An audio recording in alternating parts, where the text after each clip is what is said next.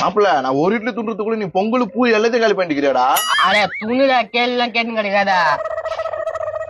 மாப்பிள்ள யாராவது வந்து கேட்டா என்ன மாப்பிள்ள சொல்றது? பொண்ணு வீடுன்னு சொல்லிடலாம்.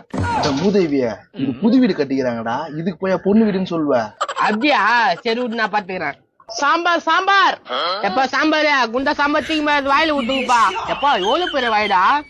ஏக்கா இது வரைக்கும் 4 வாய்ட்டு வாங்கிட்டேன், இன்னுமா சாம்பார் பத்தல? ஏன்பா 25 இட்லி சாப்பிடுற சாம்பார் பத்துமா?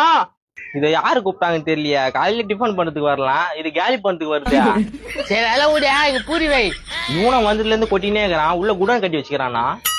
மாப்பிள்ள ஒருத்த பட்டு வச்சுட்டு கட்டினு வரான், அவன் தான் இந்த வீட்டுக்கு சொந்தக்காரனா இருப்பான்னு நினைக்கிறேன். கொம்முன்னு சாப்பிடுறா. வாங்கி வாங்கி வணக்கம். சாப்பாடுலாம் நல்லா இருக்கா? சாப்பாடு இல்லைங்க இது இட்லி. தெரியாம சொல்லிட்டேன். நல்லா இருக்கா? நல்லா இருக்கிறதுனால தான் 4 ரோடு வச்சுருக்கிறான். மாப்பிள்ள நீ கொஞ்சம் மூடு. உங்களை எங்கேயோ பார்த்த மாதிரியும் தெரியலையே.